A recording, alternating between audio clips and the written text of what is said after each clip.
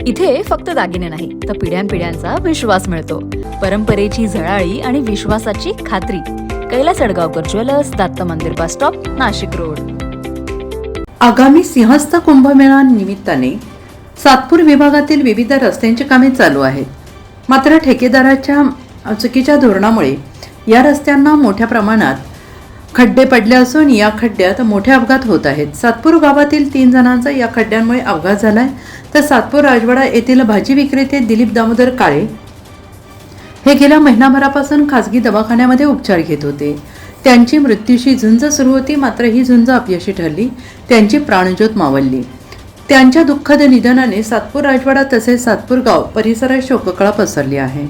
त्यांच्या झालेल्या अपघातामुळे प्रभाग क्रमांक 11च्या नगरसेविका सविताताई काळे यांनी प्रभाग सभेत ठेकेदाराविरोधात तीव्र ठिय्या आंदोलन केलं होतं. दिलीप काळे हे सातपूर ग्रामस्थ तसेच भाजी विक्रेते म्हणून व्यवसाय करून आपल्या कुटुंबाचा उदरनिर्वाह करत होते. त्यांच्या जाण्याने संपूर्ण काळे परिवारावर दुःखाचा डोंगर पसरला आहे.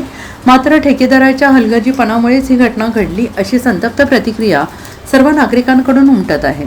NCN न्यूजसाठी प्रतिनिधी सिद्धार्थ लोखंडे, सातपूर.